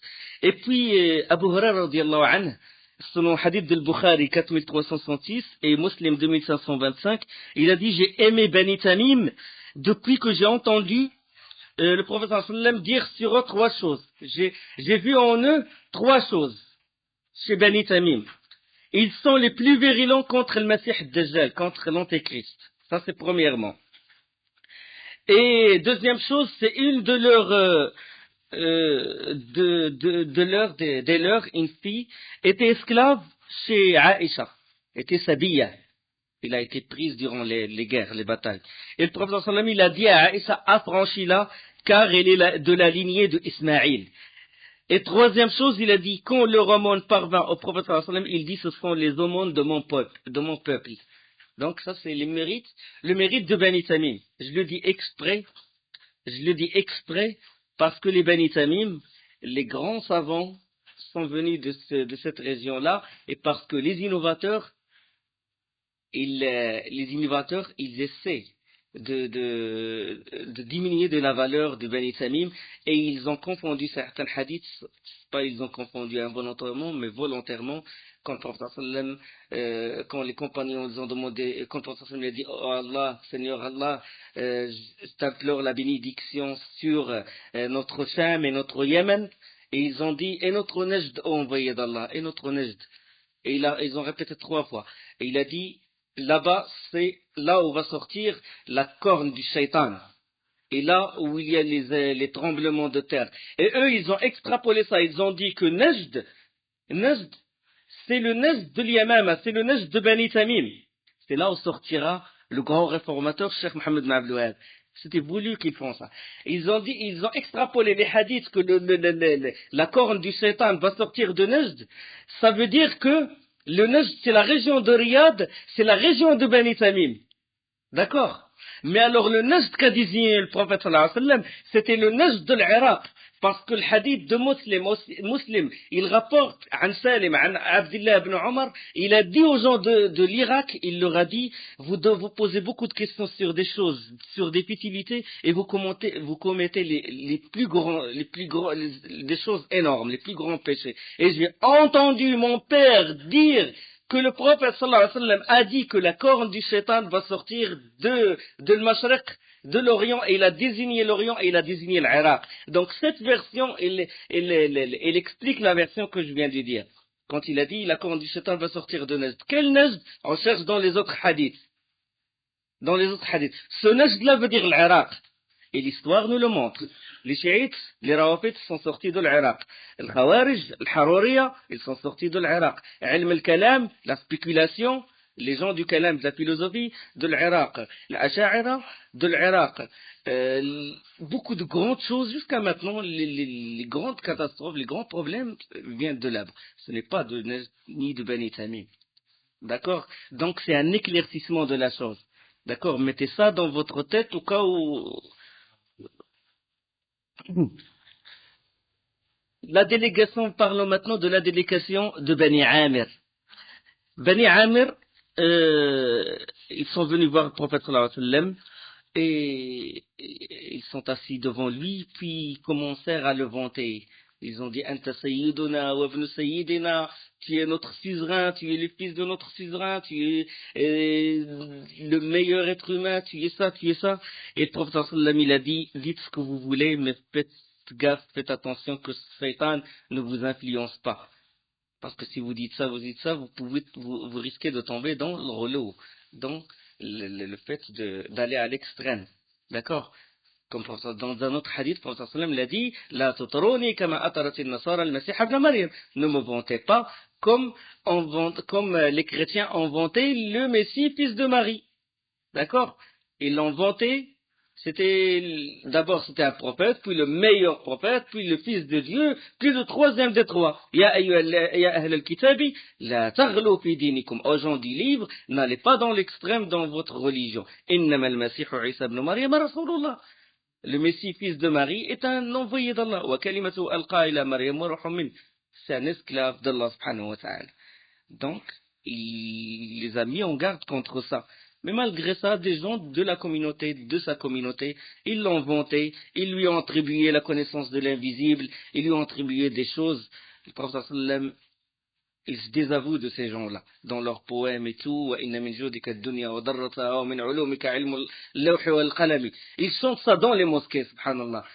Il dit, parmi tes bienfaits, c'est ici-bas et l'au-delà. Il attribue ça au prophète sallallahu alayhi wa sallam. Et parmi tes connaissances, c'est la connaissance de l'invisible, de ce qui est dans la table gardée. Mais le prophète sallallahu alayhi wa sallam, il ne connaît pas ce qui est dans la table gardée.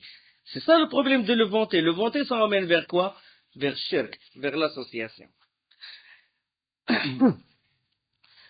Dans la délégation de Bani Amir, il y avait qui? Amir ibn Tufayl. Rappelez-vous de Amir ibn Tufayl? C'est lui qui a tué l'émissaire du prophète sallallahu alayhi wa sallam. La tragédie de Bi'r Ma'ouna, les 70 récitateurs du Coran qui ont été tués. Amir ibn Tufayl. Maintenant l'islam, ça y est, il s'est répandu. Et son peuple, les gens de sa tribu, ils commencent à insister et tout pour qu'il rentre en islam. Mais malgré ça, il est venu à Médine plein d'arrogance. Il a dit, je rentre en islam. Il a dit au prophète, je rentre en islam, mais en compensation de mon entrée, tu me désignes comme ton successeur. Le prophète a dit, c'est non. Malgré, il a gardé toujours la haine et cette jahiliya dans son cœur. Et puis il a dit, il a défié le prophète, il a dit, je t'attaquerai avec les gens de Ratafan, avec 1000 cavaliers plus 1000 cavaliers, si tu ne veux pas me laisser le droit de te succéder. Le prophète, qu'est-ce qu'il a fait? Il a invoqué Allah, il a dit, oh Allah, guide les Bani Amr et délivre l'islam de Amr ibn Tufayl. Et il fut atteint d'un abcès et mourut. Sur son cheval, déjà, il est mort. Déjà, il a voulu prendre son cheval, il a été, Allah subhanahu wa ta'ala l'a affligé, l'a frappé d'une maladie et il est mort. Hadith rapporté par Al-Bukhari, 4091, Imam Ahmad ibn Kathir. Maintenant, une autre délégation, c'est la délégation de Bani Abd al-Qais. Il y a beaucoup de délégations, mais je choisis les délégations, on peut tirer beaucoup de leçons. D'accord? Et Bani Abd al-Qais, et pendant que le prophète il parlait à ses compagnons, il a dit, il va venir d'ici, il a désigné un endroit, il a dit une caravane des gens qui sont parmi les meilleurs gens. Et Omar, il se leva et il chercha dans la direction qu'a désigné le prophète et il trouva 13 cavaliers. Ils étaient à la tête de leur délégation. Et il leur dit, vous êtes originaire d'où? Ils ont dit, nous sommes de Bani Abd al-Qais. Il a dit, c'est le commerce qui vous a fait venir? Ils ont dit non. Il a dit, le prophète vient de vous signaler, de nous signaler votre présence, et il n'a dit que du bien sur vous. Et il les conduisait sur le prophète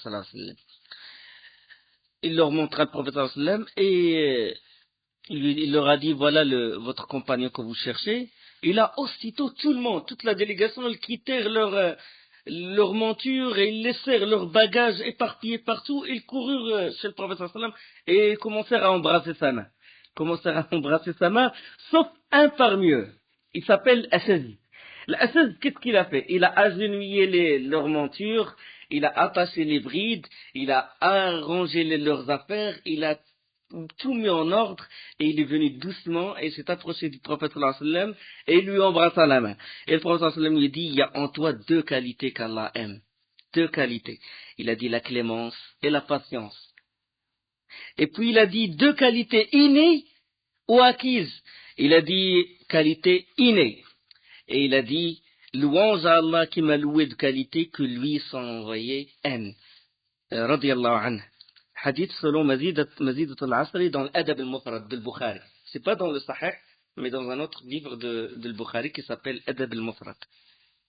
Et les 2 qualités sont évoquées dans un autre hadith rapporté par Ahmed. Et selon hadith de Saïd al-Khudri radiyallahu anhu, ils ont dit au envoyé d'Allah, nous sommes un clan de Rabi'a. Bon, c'est un clan de la grande tribu de Rabi'a, et entre nous et toi, il y a les mécréants de Modar. Il y a toujours certaines minorités de certains clans qui n'ont pas encore rentré en islam. Et ils ont dit, on ne peut venir te voir que durant les mois sacrés. Parce que durant le mois sacré, il est respecté par les musulmans et par les mécréants aussi. On ne peut te voir que durant les mois sacrés. Apprends-nous quelque chose pour qu'on puisse avertir les nôtres et quelque chose de très important. C'est-à-dire, en résumé, résume-nous les choses les plus importantes. Et cette chose, la chose, il faut qu'elle soit importante pour qu'on puisse la transmettre et qui nous emmène au paradis. Et le prophète il a dit, Abd al-Qais, je vais vous recommander 4 choses et je vais vous mettre en garde contre 4 choses. Je vous recommande l'iman, l'iman billah, la foi en Allah. Connaissez-vous ce que signifie l'iman en Allah l'unique? Ils ont dit Allah est plus connaisseur ainsi que son envoyé. Il a dit l'iman billah, c'est le témoignage, shahadatu an la ilaha illallah wa anna Muhammad rasulullah. Le témoignage que nul n'est en droit d'être adoré qu'Allah et que Muhammad est son envoyé. Et que Muhammad est son envoyé. Ça c'est le premier. Accomplir la salat. S'acquitter de la zakat. Jeûner le mois de Ramadan et que vous donnez le 5e du butin. Hadith sahih. D'accord? J'ai compté combien? 5 au lieu de 4. On va expliquer pourquoi. Il a énuméré 5. Shahadatu la ilaha illallah wa anna Muhammadan Rasulullah, le témoignage, accomplir la salat, s'acquitter de la zakat, jeûner le mois de Ramadan et donner le 5e du butin. Ibn Hajar a dit, qui explique Bukhari, parce que le hadith est dans Bukhari, a dit que le Qadi Iyad, l'un des grands savants qui se réfère souvent Ibn Hajar, rahimahullah, il a dit les 4, à part le fait de donner le 5e du butin, ça veut dire que juste la shahada, la salat, la zakat et le jeûne, c'est les 4 qu'a recommandé le prophète sallallahu alayhi wa sallam. Le 5e, il ne rentre pas dans les 4. D'accord? Le 5e, il ne rentre pas dans les 4 parce que le 5e, c'est au cas où il y a le djihad, parce qu'ils lui ont posé déjà la question, ils ont dit qu'il y a entre nous et toi les mécréants de Modar, d'une tribu de Modar. Donc quand il a dit, je vous recommande 4 choses, le shahada, la salat, le zakat, le jeûne, et puis quand il s'est rappelé qu'il risque de se confronter avec les mécréants de la tribu de Modar, il a évoqué le 5e du butin parce que ça rentre dans le djihad. C'est une explication. D'accord? C'est l'une des explications. Et il n'a pas bien sûr signalé quoi? Qu'est-ce qu'il n'a pas signalé dans les piliers? Le Hajj parce qu'il n'a pas été recommandé à cette époque-là. D'accord? Le Hajj n'a pas été encore obligatoire selon l'une des versions des savants. Et le Qadi Abu Bakr ibn al-Arabi, rahimahullah, je dis ibn al-Arabi, pour que vous ne confondez pas avec ibn Arabi, Muhyiddin ibn Arabi, l'égareur. Il y a un qui fait partie des grands savants malikites, les grandes références de Ahl-Sunnah wal-Jama'a, et l'autre, c'est un soufi égareur. D'accord? Qadi Abu Bakr ibn al-Arabi, il a dit peut-être qu'il a considéré la salat et la zakat une seule chose. Il a dit shahadat la ilaha illallah, salat et zakat, il a considéré une seule chose. Et donc ça, il reste le jeûne, il reste le 5e du butin. Donc ça devient 4 au lieu de 5. Parce que Allah les a liés dans beaucoup de versets du Coran. Wa aqimus salat wa atuz zakat. C'est toujours lié la salat avec la zakat. Je ramène les explications. Ou bien il a dit le fait de donner le 5e rentre dans la zakat. Donner la zakat et donner le 5e du butin durant le djihad, puisque c'est une sadaqa, donc ça rentre. Donc ça devient shahada, salat, som et la zakat où il y a le 5e du butin.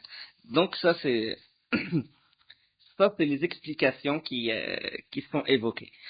Et il a dit maintenant la suite du hadith, je vous mets en garde contre, bien sûr ça implique quoi? Que l'iman est qawl wa amal. Et que l'amal, il fait partie de l'iman. Je dis bien, il fait partie. Et ne dites pas, c'est le fruit de l'iman. Ne dites pas ce terme-là. D'accord? Dites, il fait partie de l'iman. C'est une parole vraie, mais elle peut être mal exploitée. D'accord? Vous dites, il fait partie de l'iman. Et le Bukhari, il a fait sous le chapitre, le hadith là, il est sous un chapitre, donner le 1/5 du butin fait partie de l'iman. Amal. Donner le 1/5, ça veut dire le djihad, il fait partie de l'iman. Donc on considère que l'iman, il est qawl wa amal. Qawl al-qalbi wal lisan wa amal al-qalbi wal jawarih. Règle de Ahl-Sunnah wal Jama'a. Parole de la langue, le fait de réciter le Coran, propager le bien, etc. Parole du cœur, la connaissance et la véridicité, tasdiq. Et l'amal al-qalb, acte du cœur, l'amour, la crainte, la vénération, l'appréhension, tout ça. Et acte du cœur, la salat, le zakat, le pèlerinage, le djihad, etc. Et épargner le mal, etc. Je vous mets en garde contre 4 choses, la suite du hadith. Al-Hantam, je vais l'expliquer. Al-Dubba, Al-Muzaffat, Wal-Naqir. Al-Hantam, c'est un récipient vert où on mettait le vin. Il leur a mis en garde contre ça. Un récipient où il mettait le vin. Al-Dubba, c'est la courge sèche, vidée et utilisée comme récipient. La courge sèche. On enlève le contenu et il est utilisé comme un récipient, on met de l'eau dedans. Et al-dubba, c'est ça. Et le muzaffat, c'est les vases enduits de résine de pain. Et al-muqayyar, ou al-naqir, on va l'expliquer.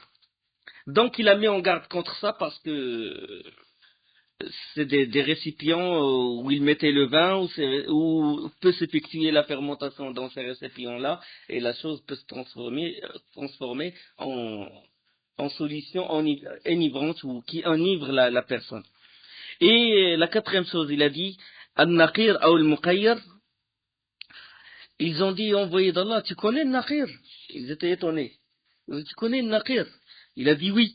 Il a dit, c'est un tronc d'arbre de dattier que vous perforez, un tronc d'arbre que vous perforez, et vous mettez les petites dattes dedans, et vous versez de l'eau dessus. Et vous attendez jusqu'à ce que la solution elle se repose, jusqu'à ce qu'il y ait le mélange, et vous le buvez. Jusqu'au point où l'un de vous, quand il le boit, il prend l'épée et il frappe son frère. Il frappe son frère. Ça veut dire que c'est une solution qui c'est divin, c'est mosquée. Regardez le professeur comment il connaît les détails des choses. C'est des choses de la vie, et pourtant il les connaît. Je vous mets en garde contre ça, contre ça, contre ça, contre ça. Et c'est comme ça que doit être le savant. Il connaît les choses pour sortir sa fatwa. D'accord? Comme le professeur il va connaître, si quelqu'un va lui ramener ça, ou on va lui ramener son naqer et tout, il va dire, oh, c'est pas, il n'a pas suivi de fermentation, c'est normal, vous pouvez voir, normal. Et il va faire la fatwa sur le haram. Ouais, c'est un tronc d'arbre, on met des dattes, et on verse de l'eau dessus. Qu'est-ce qui se passe? Il se passe rien du tout. C'est halal, ça. Le savant doit connaître la réalité des choses, doit connaître les choses pour sortir sa fatwa.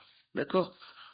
Et quand il a dit ça, il a dit jusqu'à l'un de vous, il frappe le fils de son oncle par l'épée. Abu Sa'id al-Khudri avait quelqu'un qui était blessé à cause de ça. Toute sa tête est pleine de blessures. Et il commençait à cacher sa tête par pudeur envers le prophète sallallahu alayhi wa sallam. Et il a dit, ils ont dit, ça c'est, il les a recommandé 4 choses, il les a mis en garde contre 4 choses. Et ils ont dit, envoyé d'Allah, il y a chez nous, il n'y a pas de récipient. Donc on doit utiliser quoi alors? Il a dit l'outre en pot. L'outre en pot, qu'on noue avec un filet. Tu vois, vous voyez ça dans les campagnes. Ils ont dit, envoyé d'Allah, il y a beaucoup de criquets chez nous. Et ils mangent cette peau. Il a dit, même s'ils mangent cette peau, utilisez-la, utilisez-la, utilisez-la. Il a répété 3 fois, sallallahu alayhi wa sallam. Et puis, on ramena au prophète, sallallahu alayhi wa sallam, un des compagnons s'appelle Zari' al-Abdi. Il ramena son oncle près du prophète, sallallahu alayhi wa sallam. Il était malade. Il dit, envoyé d'Allah, mon oncle est malade, il est touché par le djinn. Par le djinn. Et le prophète, sallallahu alayhi wa sallam, il a dit, approche-toi, il s'est approché du prophète, sallallahu alayhi wa sallam. Et il a levé les mains comme ça, sallallahu alayhi wa sallam, et il a frappé le dos de la personne. Il a frappé le dos de la personne, il a dit, sors, ennemi d'Allah. Et la personne est devenue normale. Il n'a rien lu, là, sallallahu alayhi wa sallam. Il a juste frappé avec la main comme ça, son dos, il a dit, sors, ennemi d'Allah. Et la personne, les compagnons, le regardaient ses yeux. Avant, quand il était malade, ses yeux, il tournait. C'est-à-dire, il montre l'estime qu'il est vraiment malade, qu'il est touché par le djinn. Quand le prophète l'a frappé comme ça au dos, il est redevenu normal, il regardait les gens comme un être humain normal, subhanallah. Ça c'est sahih et c'est rapporté par l'imam Ahmed. Et le prophète a terminé de discuter avec Wafd ibn Abd al-Qais, puis il rentra chez Salama radiyallahu anha. Et avec Salama, il y avait des femmes. Et puis le prophète il rentra comme ça. Il a dit salam alaykoum, et c'était après l'Asr. Il rentra à la maison, et puis il a fait takbir al-ihram et commença à faire la prière, après l'Asr. Puis Salama s'est étonnée, les femmes qui étaient autour de Salama se sont étonnées. Et puis Salama, il lui a envoyé une domestique, une fille. Et puis la fille s'est mise à côté du prophète sallam pour prier. Il a cru que le prophète sallam a oublié peut-être. Et il lui a dit, envoyé d'Allah, Salama a dit, ne t'ai-je pas entendu déconseiller les gens de faire ces 2 rak'at? Et maintenant je te vois en train de le faire. Et le prophète sallam lui fit signe de reculer dans la prière. Il lui fit signe à la domestique de reculer. Et puis après, quand il a fini la prière, quand il a terminé la prière, il a dit, fille de Umayya, tu m'as interrogé à propos des 2 rak'at après l'Asr, des gens de Bani Abd al-Qais. sont venus me voir et ils m'ont pris tout mon temps. Je n'ai pas réussi à faire les 2 surrogatoires après Zohar. Et maintenant, je l'ai fait. D'accord? Donc, c'est parce que toujours il fait rawatib. Mais il a été retardé par... ils l'ont occupé, les gens de Bani Abdel Qais, beaucoup de questions et tout. Donc, il n'a pas eu le temps.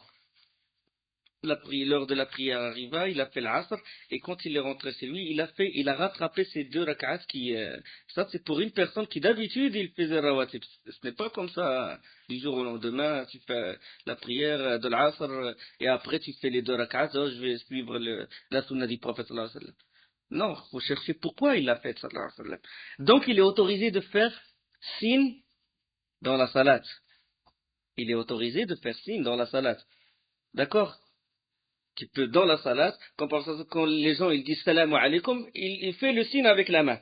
Et quand tu peux dire à quelqu'un de reculer, et quand le prophète une fois, quand il a fait la prière assis, il était malade, et que eux, les compagnons se sont levés, il a dit comme ça.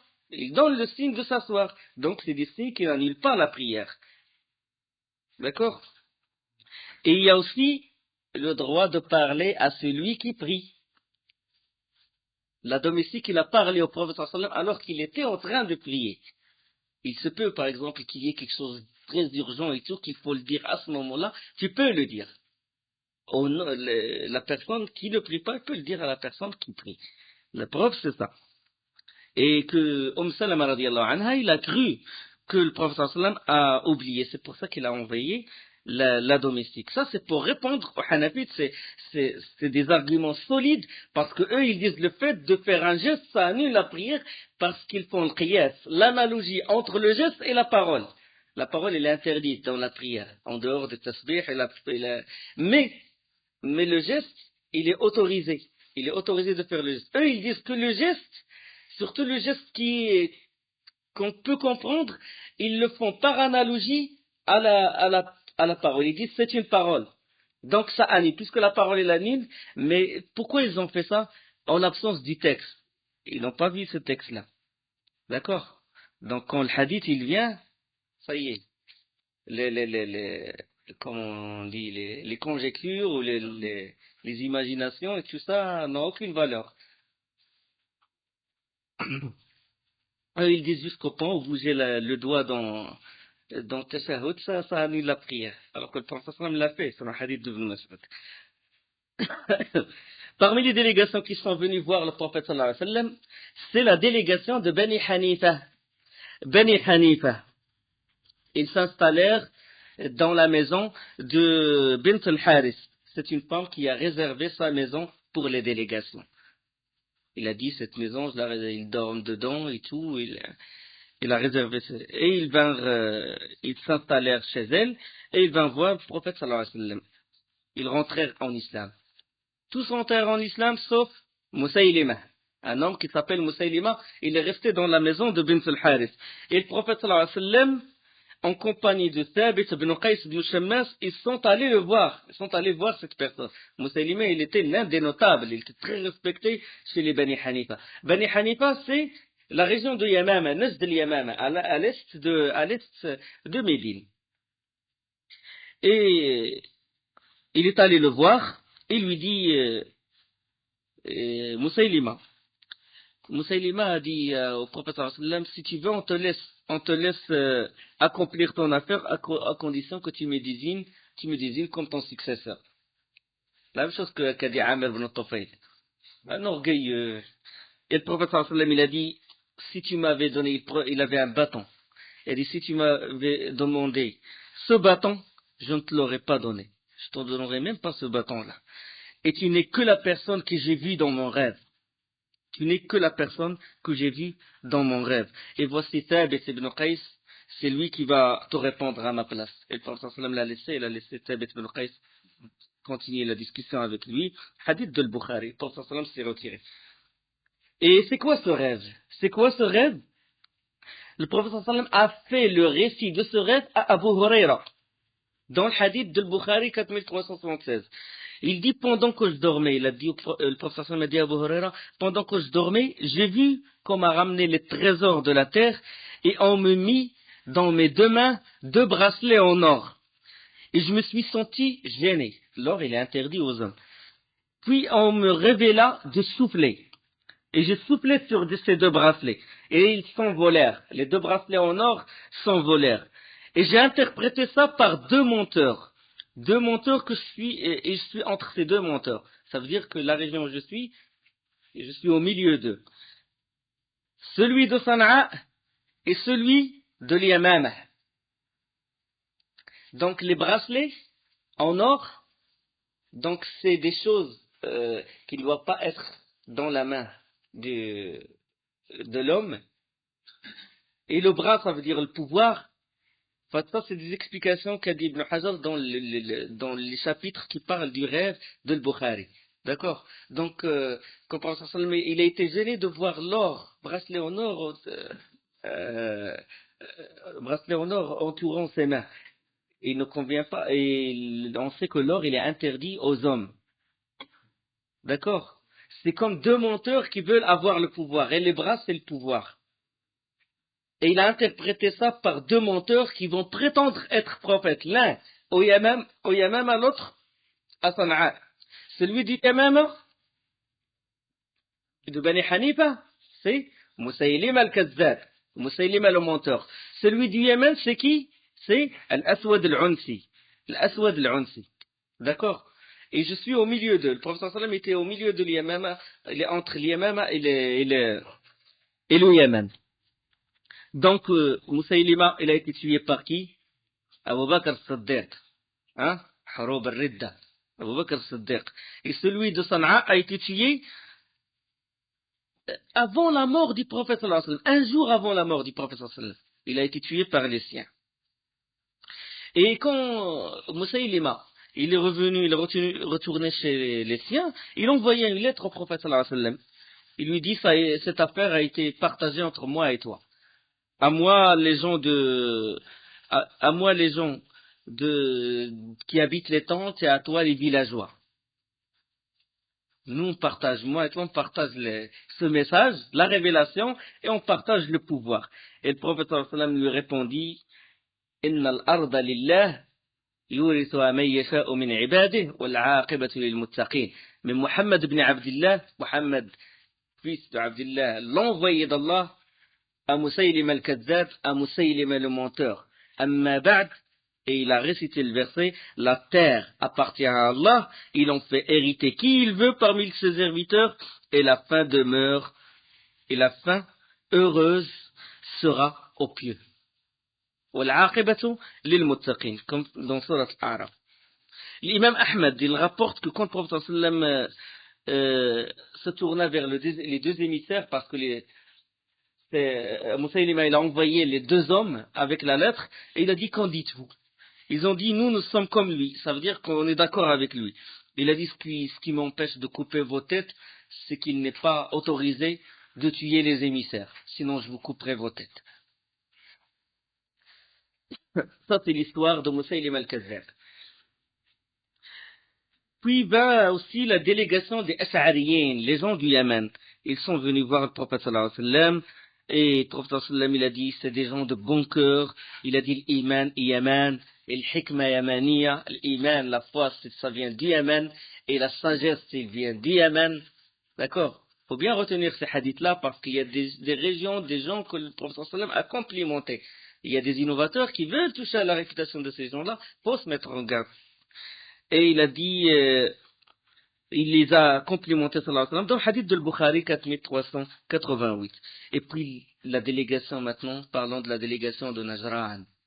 Najran, c'est des chrétiens du Yémen. Vous vous rappelez, au début de la Sira, on a parlé des chrétiens de Najran. C'est un grand pays du Yémen, 73 villes. Et rien que les combattants, leur nombre, c'est 100 000 combattants. Un grand pays du Yémen. Et le prophète sallam, qu'est-ce qu'il a fait? Il a envoyé un message. Il leur a envoyé. Il les a appelés à adorer Allah subhanahu wa ta'ala l'unique, de ne pas adorer ses serviteurs, et de prendre comme allié à Allah, et de ne pas prendre comme allié ses serviteurs, comme protecteurs, awliya, protecteurs ses serviteurs. Il leur dit, soit vous adorez Allah, vous me suivez, ou bien vous payez le jizya, le tribut. Vous gardez votre religion, mais vous payez. Sinon, si vous refusez tout ça, je vous déclare la guerre. Je vous déclare la guerre. Wassalam. Hadith rapporté par le Bayhaqi. Donc, quand la lettre elle parvint aux gens de Najran, tout Najran fut en proie à une vive agitation. Les cloches sonnèrent partout, ils allumèrent le feu partout. C'était vraiment, c'est comme une alarme, un signal, un grand signal d'alarme. Tout le monde est tourmenté, les évêques ils sont réunis en catastrophe. Et puis, qu'est-ce qu'ils ont fait? Ils convinrent d'envoyer une délégation à Médine.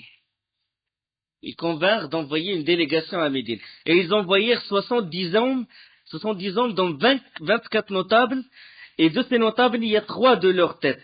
Il y a un qui s'appelle, c'est le président de leur assemblée, il s'appelle Abd el-Masih. Le deuxième, c'est le responsable des affaires culturelles et politiques. Il s'appelle Ayhab ou Shurahbil, et le troisième, c'est responsable religieux qui s'appelle Abu Haritha ibn Alqama. Arrivés à Médine, ils discutèrent. Ils discutèrent avec le prophète sallallahu alayhi wa sallam, et le prophète sallallahu alayhi wa sallam les invita à embrasser l'islam, ils refusèrent. Ils lui posèrent des questions sur Isa alayhi salam. Le prophète sallallahu alayhi wa sallam leur demanda d'attendre. Il a dit attendez, et après je vous réponds. Demain je vous réponds. Et le prophète sallallahu alayhi wa sallam reçut comme révélation إن مثل عيسى عند الله كمثل آدم خلقه من تراب ثم قال له كن فيكون. Pour Allah, Jésus est comme Adam, qu'il créa de poussière, puis il lui dit sois, et il fut. Allah, il a créé Adam de poussière. Il ne peut pas créer Isa son père. Allah subhanahu wa ta'ala, كل شيء قدير. الحق من ربك. Allah, la vérité. الحق من ربك فلا تكن من الممترين. La vérité vient de ton Seigneur. Ne sois donc pas du nombre des sceptiques. فمن حاجك فيه من بعد ما جاءك من العلم فقل تعالوا ندعو أبناءنا وأبناءكم ونساءنا ونساءكم وأنفسنا وأنفسكم ثم نبتهل فنجعل لعنة الله على الكاذبين. Si l'on t'oppose là-dessus des arguments, après ce que t'es venu de science, dis, ou tu n'as qu'à dire venez, appelons nos fils et les vôtres. Nos femmes et vos femmes. Nos propres personnes et les vôtres, puis proférons exécration réciproque en appelant la malédiction d'Allah sur les menteurs. Allah subhanahu wa ta'ala a révélé ça. Le prophète sallam, qu'est-ce qu'il a fait? Il leur récita les versets et leur laissa le temps de réfléchir. Et quand le prophète sallam a vu qu'ils refusèrent de confirmer ce qui est dit dans le Coran sur Isa alayhi salam, le lendemain, qu'est-ce qu'il a fait sallallahu alayhi wa sallam? Il a pris le Hassan ou le Hussein, il les portait et Fatima était derrière lui. Il va appliquer le verset. فَقُلْ تَعَالَوْا نَدْعُ أَبْنَاءَنَا وَأَبْنَاءَكُمْ. On ramène vos enfants et nos enfants. Et nos femmes, et vous ramenez vos femmes. Et nous-mêmes. Et on va faire. On va implorer la malédiction d'Allah sur le menteur. Ah, solution, c'est une bonne solution. Quand ils ont vu le prophète prendre Hassan ou Hussein et Fatima derrière lui, ils ont vu le sérieux dans le prophète sallam, les 3 notables de Najran, des chrétiens de Najran, ils se réunirent. Ils se réunirent entre eux, ils étaient stupéfaits par le geste du prophète sallallahu alayhi wa sallam. Ils ont dit, écoutez, si on se livre à l'exécration réciproque, et qu'il soit le prophète véridique, il ne va rester de cette terre de nous ni poil ni ongle. On connaît dans les livres anciens que si un prophète il ramène les gens et ils invoquent que le menteur reçoit la malédiction, celui qui a tort, il subit le plus grand châtiment. Ils ont peur. Ils ont dit, on a beaucoup de choses, on a beaucoup de signes qu'il est le prophète véridique. Donc qu'est-ce qu'on va faire?